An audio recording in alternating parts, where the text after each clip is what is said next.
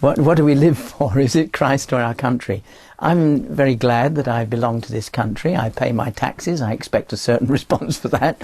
And I ought to honour my country as far as I can. And if my country in some way or other does dishonourable things, I might want to disassociate from them. But at the same time, the love or the desire to be blessing your country is not a bad thing. It's not a wicked thing. But if in any way it contradicts or it falls foul of what Jesus is calling me to do, or gets in the way of what Jesus is calling me to do, then of course my heavenly country, which Abraham looked for, and all the saints for 4,000 years since, we look for a heavenly country. And we have come to Mount Zion, to the spirits of just men made perfect. And that is our nationality, if you like, now. We are a heavenly people. If we're a heavenly people, then our earthly considerations, as much as we want to honour them and do what Paul says, which is to pay respects to the king or to the authorities, and not to, in a sense, just be a bolshy type who's already all the time trying to overthrow the structures. But if we show honour to the country that has cared for us, nurtured us and so on, that's fine. But in the long run, when it comes to the crunch, then Christ must come before my country's demands. In some ways, this is probably an extension of Christ or family, which comes first. And although family is much closer to home and therefore even more difficult, Christ or country, obviously Christ comes first. He must come first. He has my first allegiance. Having said that, I hope that my allegiance to Christ would benefit my country, and I believe it would. I don't believe it would stand in the way of being a blessing to my country.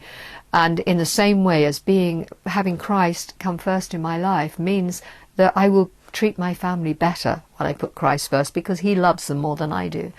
But as far as the country is concerned, I love the story. One of my favourite stories is of the White Rose movement in Nazi Germany, which was just a handful, literally half a dozen students, medical students mostly, in the University of Munich. And they were so horrified at the Nazi regime and what was happening, and the terrible actions towards the Jews and the awful atrocities that the Nazis were committing elsewhere, that they started writing tracts against the regime. Now, Nazism controlled everything at that time. Everything. They had spies everywhere, and it was quite honestly almost suicidal to do this, but they felt so deeply. One of the things they said was, if we do not speak up, it looks as if the German people, this is really what they are, and we don't believe they are. We believe we represent the true German people, and we will not accept this. And so they started writing tracts against the regime and against Hitler.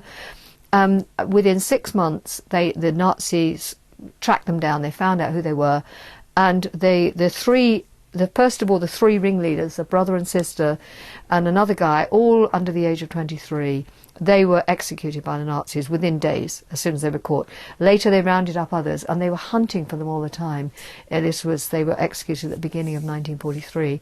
But when you consider that they were actually saying, in order to love our country, we will not accept this evil. Do you see what I mean? So they could have said they were the true patriots, but they were actually put to death on the grounds that they were committing crimes against the state and that they were disloyal citizens. Very interesting, isn't it? But they were also Christians, and they put Christ first in that and his values.